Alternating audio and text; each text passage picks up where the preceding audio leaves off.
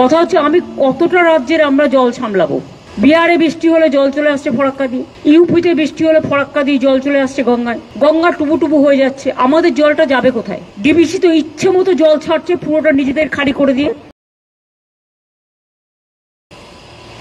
আজকেও আমি গঙ্গার সামনে থেকে আস্তে আস্তে দেখছিলাম গঙ্গা পুরো ভর্তি হয়ে গেছে। কাল পরশু হাই টাইড আছে। কথা হচ্ছে আমি কতটা রাজ্যের আমরা জল সামলাবো। বিহারে বৃষ্টি হলে জল চলে আসছে ফরাক্কা দিয়ে, ইউপিতে বৃষ্টি হলে ফরাক্কা দিয়ে জল চলে আসছে গঙ্গায়, গঙ্গা টুবু হয়ে যাচ্ছে। আমাদের জলটা যাবে কোথায়? ডিবিসি তো ইচ্ছে মতো জল ছাড়ছে, পুরোটা নিজেদের খালি করে দিয়ে নিজেদের বাঁচাচ্ছে, ঝাড়খণ্ডকে বাঁচাচ্ছে। ঝাড়খণ্ড বাঁচুক আমি চাই, কিন্তু তোমরা ফিল্ট্রেশন করছো না কেন? ডিসিল্ট্রেশন করছো না কেন? আজকে 20 বছর ধরে বলতে বলতে মুখ ব্যথা হয়ে গেছে।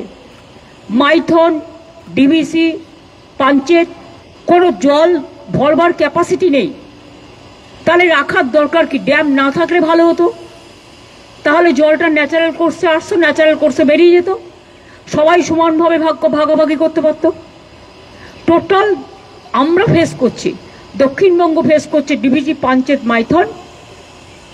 দুর্গাপুর ব্যারেজ দিয়ে জলটা ছেড়ে দিচ্ছে এবং আমাদের ব্রিজ থেকে শুরু করে সবকিছু ওই জলের ফোর্সে উড়িয়ে নিয়ে চলে যাচ্ছে।